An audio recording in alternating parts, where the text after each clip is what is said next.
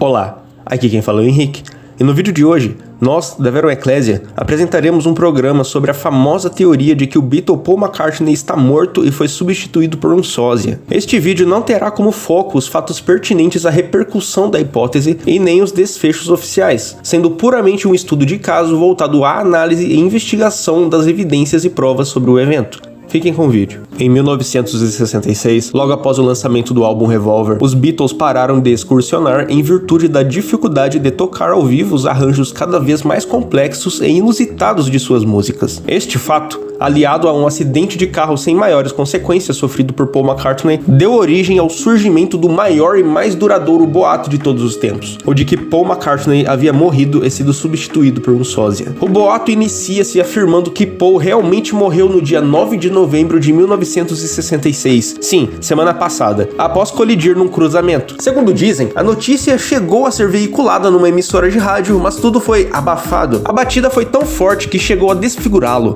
matando instantaneamente. Foi por isso que o empresário divulgou que os Beatles não fariam mais apresentações ao vivo. Paul tinha um sósia quase perfeito de origem anglo-escocesa, que inclusive teria sido dublê de Paul durante as filmagens dos filmes A Hard Day's Night e Help. Logo, o tal sósia foi convocado. Seu nome seria William Shears Campbell, ou, como alguns gostam de chamar, Billy Shears, personagem que seria apresentado ao mundo de forma velada em Sgt. Pepper's Lonely Hearts Club Band. Esse sósia, como um plus, teria a mesma habilidade para cantar, tocar e escrever músicas. Centenas de matérias em jornais, especulações de fãs e mesmo livros foram surgindo sustentando a versão da morte de Paul. As pessoas que acreditavam nisto se basearam em centenas de pistas que supostamente haviam sido deixadas de propósito pelos outros Beatles nas letras das músicas, nas capas dos discos e nos filmes posteriores da banda. Os Beatles sempre negaram qualquer envolvimento ou colaboração com os boatos. As pistas, porém, contribuíram durante algum tempo para melhorar a divulgação e aumentar as vendas dos discos dos Beatles. Segundo a teoria, estas pistas teriam sido feitas por John Lennon, que, indignado com a farsa, decidiu espalhar a notícia da morte de Paul. Entre essas pistas, a talvez mais famosa esteja presente na música Strawberry Fields Forever, onde Lennon, ao final, diz: "Eu enterrei Paul". Anos mais tarde, Lennon revelou que na realidade a frase era Cranberry Sauce, o nome de um molho usado para temperar aves, como peru, por exemplo.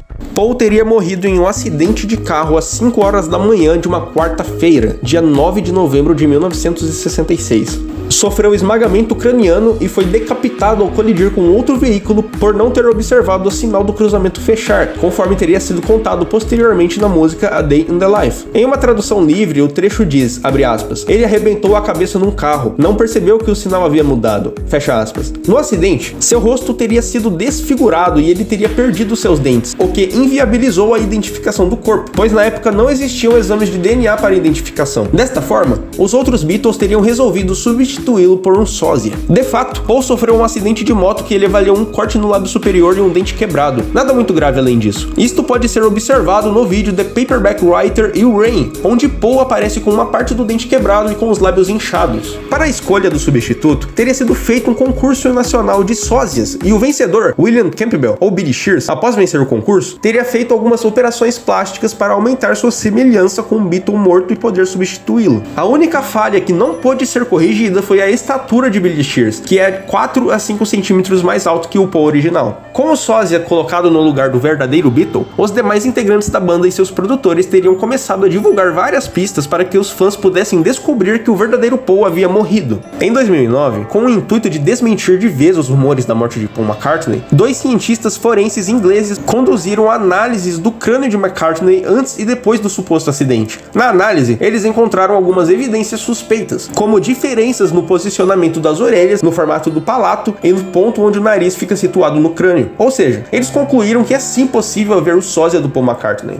As músicas começaram a ficar um pouquinho mais subliminares, com várias referências à morte. No álbum Rubber Soul isso acontece 3 vezes, inclusive nas canções Girl e In My Life. Já no álbum Revolver, as músicas She Said e Eleanor Rigby também fazem menções fúnebres. A música Taxman, ou Cobrador de Impostos, segundo a teoria, na verdade não era sobre um cobrador, mas sim sobre um taxidermista. Mas talvez a música mais interessante desse álbum seja Dr. Robert. A teoria afirma que o Dr. Robert seria o nome do médico que tentou salvar o Paul original na época do acidente. A letra faz menção ao sósia e ao fato do médico ter feito o possível para tentar salvar o Paul. O Sgt. Pepper dispensa apresentações, pois o tema central do álbum, a banda do Sargento Pimenta, tinha como personagem literal Billy Shears. A música Good Morning, Good Morning faz menção à morte de Paul e ao horário do acidente, 5 da manhã. Porém, a letra mais cabulosa é a de A Day in the Life, que fala sobre um homem que sofreu um acidente e teve a cabeça explodida, por assim dizer, porque não percebeu a mudança no semáforo. Sobre o álbum Magical Mystery Tour, alguns dizem que a música Blue Jay Way apresenta, em sua introdução, vozes que dizem Paul dead is very bloody, algo como Paul morto é muito sangrento, em português. Alguns alegam que ao final da canção All You Need Is Love, é possível ouvir John Lennon dizendo Yes, he's dead, quando na verdade ele diz Yesterday. E por fim, a música título seria sobre a jornada que todos os fãs do Paul iriam percorrer para decifrar o enigma de sua morte. No tocante ao White Album, o álbum branco, não existe nenhuma mensagem subliminar na capa do disco porque ele é literalmente todo branco, mas algumas de suas músicas apresentam alguns detalhes. A música Glass Onion falaria sobre como o rosto de Paul teria ficado após o acidente, igual ao de uma morsa. O final sombrio da canção, orquestrado por George Martin, também contribui para o contexto das mensagens subliminares. Algumas outras músicas desse álbum supostamente citam o acidente de Paul e também contam com lamentações sobre sua morte, como é visto, por exemplo, em Don't Pass Me By e Revolution 9, e Enquanto Minha Guitarra Gentilmente Chora. Bom, agora vamos nos aprofundar um pouco mais nas evidências visuais que foram deixadas nas capas dos discos.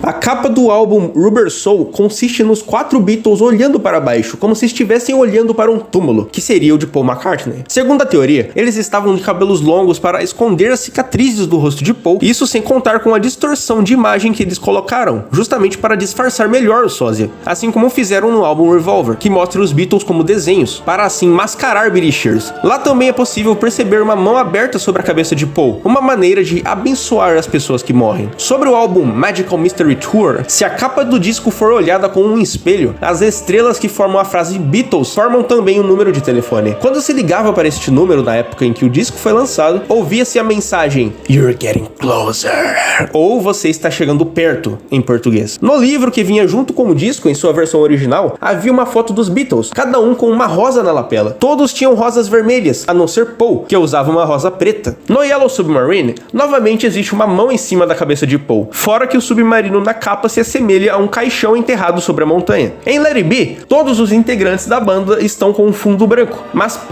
apenas Paul está com o fundo vermelho. Agora vamos para os 2 álbuns mais emblemáticos dos Beatles, que por acaso são os melhores deles. Começando por Sgt. Pepper's. A cena seria, na realidade, a cena de uma sepultura, a de Paul, com pessoas olhando e os arranjos de flores típicos de um funeral. Um dos arranjos de flores forma o desenho de um baixo Hofner, semelhante ao que Paul tocava, virado para a direita, já que Paul era canhoto. Isto provaria que é Paul o cadáver que acabou de ser sepultado. O baixo tem apenas 3 cordas em vez de 4, uma referência aos Beatles sem o seu quarto companheiro. O arranjo onde aparentemente está escrito Beatles, na realidade deve ser lido como Be at Leso, fique em Leso em inglês, ilha em que Paul teria sido enterrado. Bom, novamente existe uma mão aberta sobre a cabeça de Paul. Uma boneca da gravura da capa segura um carro de brinquedo. O carro seria do mesmo modelo do que Paul McCartney havia morrido. Embaixo da letra T do nome Beatles há uma pequena estatueta de Shiva, deus hindu da morte, que aponta para Paul. Em uma foto do encarte, Paul tem no braço uma insígnia onde está escrito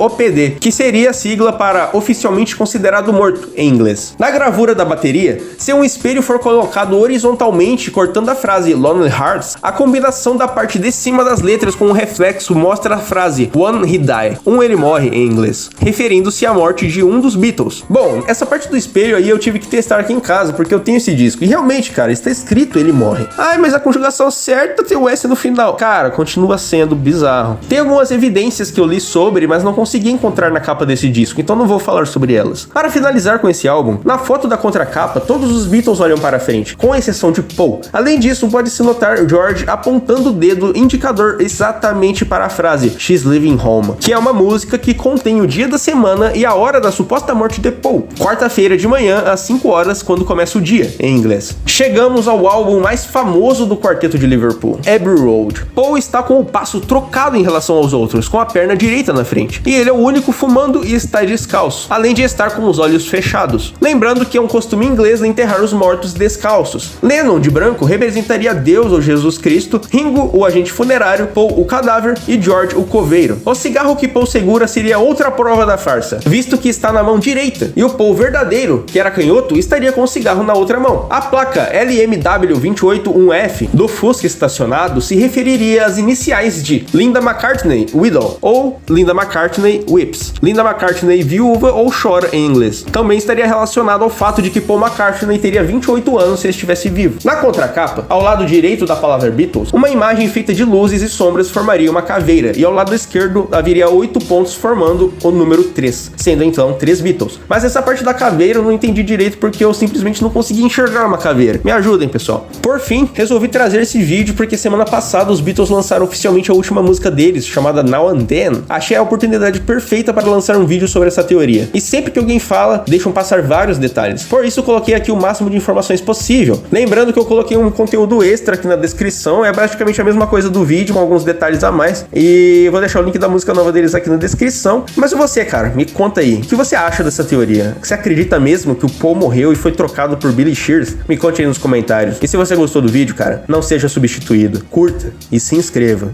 E até o próximo vídeo.